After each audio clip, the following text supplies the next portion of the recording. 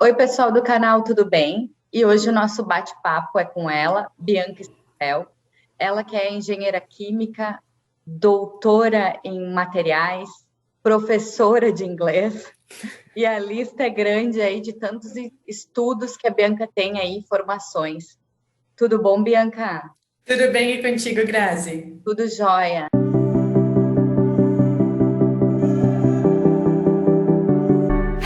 Sabe que eu pensei Legal. agora? Vamos começar esse vídeo como? Speaking Não English? sei. Maybe, why not? Let's go. Hello, everybody! Então, acredito que vocês Hey. entenderam o que a gente vai falar hoje. A gente vai falar sobre inglês, aprendendo Isso aí. inglês. Embora a Bianca esteja um arsenal de conhecimento aí em várias coisas, hoje nós vamos focar no inglês. Então, Bianca, conta para nós um pouquinho da dificuldade que tu vê no pessoal para destravar para o inglês, soltar a língua para o inglês. Destravar para o inglês. Grazi, tem duas coisas que eu acho que contam muito. Uma delas é o que a gente chama de background, que é a experiência de vida da pessoa, né?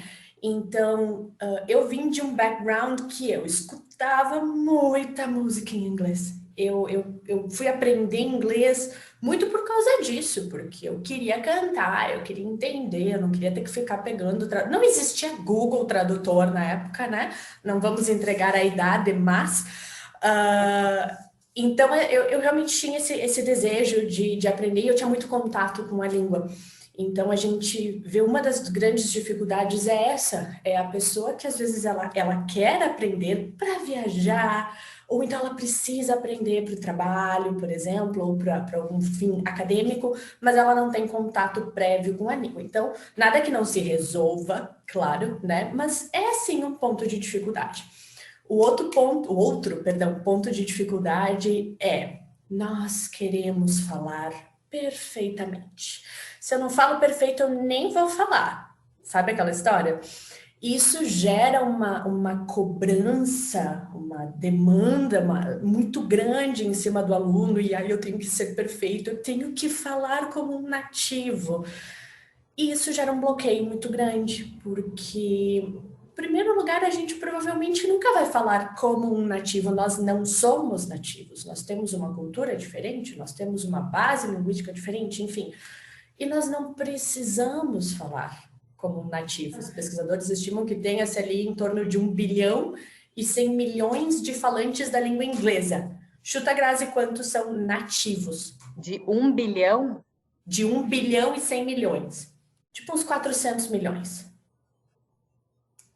E os outros todos, ou seja, a gente tem muito mais falante não nativo do que nativo. Hoje a língua inglesa, ela não pertence aos nativos, ela pertence ao mundo. Ela é uma língua de comunicação mundial. Então a gente não precisa falar como nativo, a gente precisa se entender. Se tu não te expõe, tu vai na tua cabeça esperar o momento que tu está falando aquilo que tu queres falar perfeitamente para falar. Então, tu vai demorar mais para tentar falar aquilo. Se tu não tem esse bloqueio, tu tenta. Tu vai lá e tu fala. Se tu errar, talvez alguém te corrija. Provavelmente não. Se afetar a comunicação, a pessoa vai te fazer uma pergunta. Ela, não entendi, tu pode repetir? Ou então tu falou, deu para entender, beleza, segue o barco. Se essa pressão, né, interna e também da sociedade, ele falou errado, vamos ver se o inglês do brasileiro é bom. Por favor, né, gente? Essa pressão, ela gera, sim, uma falta de tentativa. Se a gente não tenta, a gente não erra, mas a gente não aprende. Então, sim. E aquela história ali que a gente vê, se eu colocar no Google agora falando contigo, eu vou ver essa propaganda aí. Fale inglês. Eu tenho que rir, porque é engraçado. Em É, um é, ano, o que tu imagina que as pessoas querem dizer com isso? não sei. Eu não sei. Primeiro, cada pessoa tem um ritmo de aprendizagem, isso depende muito do que a pessoa já sabe, do quanto a pessoa já se expôs, enfim. Depois, cada um tem o seu tempo de estudo. É uma coisa, Grazi, eu falar de um adolescente que talvez se muda para um país onde se fala inglês. como língua oficial, e ele vai para a escola, na escola eles vão estar falando inglês o tempo inteiro, ele vai sair com os amigos, e os amigos falam inglês, ele tá em casa, ok, em casa daqui a pouco a família fala português, não sei, mas é uma situação, ele está exposto o tempo inteiro à língua inglesa. Outra coisa é a gente falar de um adulto que trabalha, tem filhos, às vezes faz uma faculdade, estuda inglês. Essa pessoa ela não vai ter o tempo necessário de exposição à língua, de estudo, de prática, para falar inglês em um ano. É inviável. Então, mais uma coisa. Ai, eu estudo há 2 anos e eu ainda não sou perfeitamente fluente. Tu tem o tempo para te dedicar? Se tu tem o tempo, tu realmente te dedica? Isso é uma prioridade? Tu tem um objetivo? Qual é teu objetivo? Tu realmente quer aquilo ou tu precisa muito daquilo? Tem uma série de fatores e dizer que alguém vai aprender inglês em um ano é impossível? Não. Mas para muitas pessoas, ou talvez para a maioria das pessoas aqui na nossa realidade, é algo inviável, realmente. O que a gente peca muito é prezar pela proficiência, que é eu preciso falar perfeitamente. Eu preciso acertar a preposição, o tempo verbal. Não é que a gente não queira isso, todo mundo quer. Mas a comunicação ela deveria ser a prioridade e não a correção da fala. E qual é o grande mal nisso? Qual é o grande mal em errar, né? Ninguém consegue sem tentar e sem errar. E é no erro, muitas vezes, e numa correção adequada ao erro, que não é apontar o dedinho na cara, você errou, né? É construir um conhecimento junto com o aluno, ou com o colega, com o amigo, enfim. É nessa correção que às vezes a gente realmente aprende aquilo e aquilo não sai mais da nossa cabeça. A gente nunca mais vai esquecer como falar determinada coisa, né, de forma correta. Então, sim, vamos nos expor, povo, pelo amor de Deus. Bianca, me diz uma coisa, uma dica para aquela pessoa que está na empresa, precisa trocar o cargo dela e precisa aprender inglês. Onde que essa pessoa começa se ela tiver sem saber exatamente nada? Sabendo I am. Sabendo I am. Bom, o fato dela ter um objetivo já é uma grande coisa, tá? A gente tem perfis autodidatas, tá? Então, tem pessoas que conseguem, sim, aprender sozinhas. Beleza.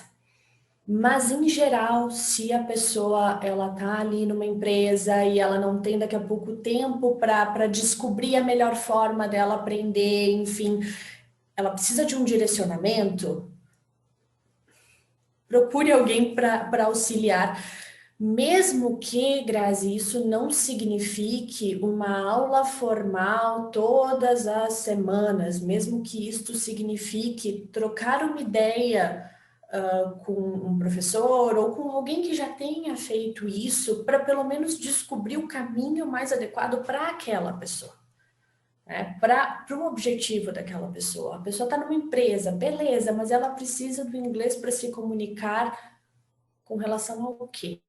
É uma comunicação técnica, porque ela vai começar a entrar em contato com pessoas de fora e trabalhar com maquinário de fora. É uma coisa mais de business mesmo. Ela está em busca de comunicação com CEOs, com pessoas de fora, mas não necessariamente lá na parte técnica, mas na parte de estratégia da empresa, enfim.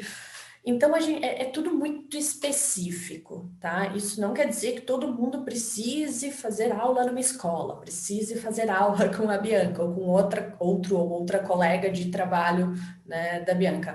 Mas é legal ter pelo menos uma orientação de como seguir, tá? E como tu disse antes, não acreditar em milagre, tá? proposta de curso que te diz, com uma aula por semana você sai do zero até se comunicar perfeitamente com o seu chefe em língua inglesa em 3 meses. Não dá para acreditar nisso, até porque a gente frustra uma expectativa e aí é mais um tombo que a pessoa leva nesse processo de aprendizado, e isso, ao invés de ser positivo, se torna mais uma coisa negativa que vai sendo arrastada, e aí a pessoa nunca aprende, né? Outra questão também, o pessoal que está estudando para a proficiência, né? Sim. Para fazer o TOEFL, o TOEIC, ou enfim, algum processo assim para uma universidade. Isso também é um tipo de aprendizado, né? Isso também é um outro viés de aprendizado. É um outro viés, até porque tu não aprende somente a língua, mas tu tem que aprender a estrutura da prova. É uma pessoa que está indo fazer um vestibular. Tu me entende? O vestibular da URGS é diferente do vestibular da UX, que é diferente, né? Cada universidade vai ter o seu estilo de vestibular. Então, esses exames, eles têm o seu estilo, e a gente tem que aprender um pouquinho a lidar com o estilo do exame, e não apenas com a língua, né? Então, é um outro viés, é uma outra forma de estudo. Não, é só para a gente ir explanando aí todas as questões que a maioria das pessoas tem dúvidas pontuais, né? Sim. Uma outra situação aqui que até foi colocado ali é as pessoas iniciam aprendendo a língua, estão empolgadas com aquilo e de repente não olham mais. Elas saem elas param de estudar. Essa debandada, digamos assim, né? Agora não correu uma palavra, esse, né? Debandado tá ótimo. Olha a história de conseguir se comunicar. Tu te comunicou, Grazi, tá lindo. Esse, né? Vou sair aí. Tu, como professora, vê que isso acontece em que momento? Em que momento do aprendizado tu acredita que as pessoas digam, bom, agora eu não vou mais fazer nada? Tem muito, muito a ver com questões particulares, pessoais da pessoa. Pessoais da pessoa é ótimo, né? Legal. É inglês, né? Em português, não. Não. Começou uma universidade, está trabalhando o dia inteiro, não consegue mais tempo. Aumentou a família, não consegue mais se organizar. Então, questões, né, de cunho pessoal. Outra coisa que acontece, financeiras, né? Óbvio, ainda mais agora com pandemia, a gente viu, sim, algumas pessoas que, por uma questão financeira, eu vou precisar parar um pouco. Outra coisa que a gente vê acontecendo também é um desânimo em um certo platô, né? Platô intermediário, que a gente chama, que é quando o aluno começa a ter dificuldade em enxergar o seu progresso, tá? Então, hoje, Grazi, tu não sabe nada. Depois da nossa primeira aula, tu aprendeu, eu vou ser bem simplória, tá? Tu aprendeu 10 palavras. Uau! Semana que vem, tu aprendeu 5 frases e 15 palavras. Caramba! Aí depois tu aprendeu mais um tanto de coisas. E no início, essa escalada, a gente enxerga ela com muita facilidade, Até que chega um ponto que a pessoa, ela já se comunica. Claro, falta aquele vocabulário, dá aquela deslizada na gramática. Às vezes a pronúncia não sai perfeita, mas ela já se comunica. E para aquela pessoa que já tem lá 2.000 palavras no seu vocabulário, se ela aprende mais 10, ela não enxerga o avanço. Demora muito mais para te enxergar o avanço a partir do momento que tu já tem uma base, porque tu tá polindo aquele teu conhecimento, né? Tu já consegue te comunicar. E ali, às vezes, bate aquele sentimento de, eu não estou fazendo progresso, então o que será que está acontecendo? Às vezes é válido nesse momento tu mudar de escola, mudar de professor, mudar de metodologia com o mesmo professor, usar alguma coisa diferente, dar uma guinada nas tuas aulas, mudar a forma como tu aborda o teu aprendizado e a forma como os teus professores abordam o teu ensino, porque se eu saio um pouquinho daquilo que eu estou fazendo constantemente, eu não enxergo mais aquele avanço. E eu vou olhar o meu aprendizado a partir de um outro ponto de vista, eu mudo um pouquinho minha percepção. Então, mesmo que eu não esteja avançando de uma forma mais rápida ou menos rápida, eu mudo um pouquinho minha percepção. Isso me dá mais um gás para continuar mais um pouco. Então, eu já vi muitos alunos que vieram, inclusive, para mim e que estavam nesse patamar e desistiram, cansaram. Muito isso Que não também estavam cansava. vendo mais uma motivação, talvez, para que aquilo conseguisse, né? Exatamente. E isso já aconteceu com alunos meus, prof. Não estou mais conseguindo me focar nessa linha de aula. E aí a gente sair completamente, ir para uma outra linha de trabalho. E daqui a 6, 7 meses, Bianca, eu quero voltar para aquela linha original. Quando a pessoa volta, ela diz, caramba, olha como tá mais fácil agora. Ela enxergou o progresso que ela não enxergava antes. Entendi. Então Bianca, isso também o que te acontece. incomoda quando a gente está falando de rede social, que tu visualiza, por exemplo, no YouTube falando de inglês? Uma coisa que me incomoda muito no YouTube é não diga isso, não fale assim. 5 palavras que você está falando errado em inglês. E essas são frases que chamam a atenção, tá? São frases que as pessoas vão lá e clicam. Mas isso gera, até mesmo pelo título, né, um desconforto muito grande, porque o tempo inteiro a gente está focando no que tu estás fazendo de errado, no que tu não sabe, no que tu não pode dizer. E isso, gente, isso é negativo. A gente precisa olhar o que a gente já conhece, o que a gente vai aprender, sem tantas barreiras. É mais uma barreira que as pessoas estão colocando. Então, não diga thank you. Opa, peraí, eu não posso dizer thank you para agradecer alguém? Ai, por que que a gente não fala assim? O inglês pertence ao mundo. O inglês não pertence a uma pequena população que usa em linguagem informal uma outra expressão para agradecer. Por que que eu não posso dizer thank you? Se eu estou me comunicando, ai, você vai soar formal. E se eu estou aprendendo inglês para o meu trabalho? Qual é o problema, né? Então, isso de não diga, não faça isso, não faça aquilo, eu já nem abro mais. Eu já nem abro mais porque eu acho extremamente negativo. Finalizar esse vídeo, a gente podia dar Lá vem. a gente podia dar umas dicas aí para quem tá assistindo. Então, por exemplo, uma delas, procurar tirar o negativo aí, né, que tu falaste agora, dos que não podem fazer e se focar no que pode fazer. Qual seria Sempre. as outras? Umas 5 diquinhas aí. Umas 5 diquinhas, assim, né, de cabeça, olha só. Gente, exposição. Exponham-se à língua. Mas eu vou assistir um seriado, eu não entendo nada. Você não entende nada no início. Daqui a pouco tu vai começar a pescar algumas palavrinhas e tu vai associar aquilo que tu tá te expondo com, daqui a pouco, aquilo que tu estás estudando. Então, exponham-se à língua inglesa. De que formas? Internet.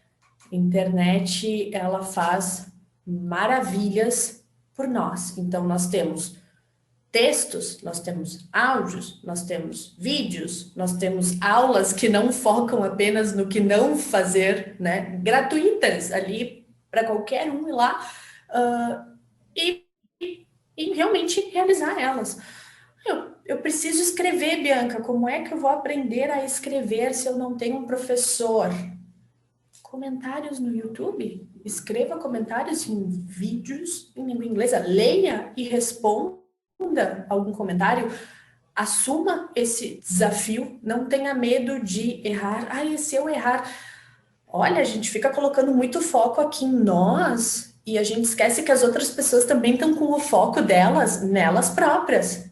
Elas não estão preocupadas se tu vai errar, elas estão preocupadas se elas próprias vão errar, né? Então, relaxa, né? Entre em contato com a língua. Eu acho que, acima de tudo, é isso. Não sei por onde começar, peça ajuda para alguém que já tenha estudado e que possa te dar um caminho. Tem aplicativos, olha o Duolingo. O Duolingo está aí eu acho que já deve fazer mais de década que o Duolingo tá aí, e ele não te ensina tudo, não, mas ele te dá uma basezinha, um vocabulário básico, algumas frasezinhas para te ir aprendendo, para te começar a te sentir à vontade com a língua, né? Para quem já tem uma base um pouquinho melhor, existem sites como o British Council, que tem material incrível para criança, para adolescente e para adulto. Inclusive, são 3 sites, são 3 páginas separadas, e aborda todas as habilidades, e inclusive tem Business English para quem precisa de inglês para negócios, enfim. Internet, Grazi, hoje ela traz uma imensidão de materiais, né? Curtam, né? Talvez tenha sido a dica mais importante que eu acabei não dando. Curtam o que vocês estão fazendo. Procurem coisas interessantes. Se tu não gosta de assistir seriado, procure algo que é interessante para ti. Aí tu gosta de assistir vídeo de viagem. Poxa, tem um monte. Então tem que ser algo que te traga prazer, para que o aprendizado da língua não seja simplesmente um estudo, para que ele vire um passatempo, né? Não tem coisa melhor do que aprender por meio de um passatempo. Tu sabe que tu falou curte, e eu pensei, meu Deus, ela já tá pedindo para curtir no canal. Curtam o vídeo da Grazi, eu não sei onde é que fica. Aqui. Obrigada mais uma vez, Bianca. Obrigada, eu. Tchau.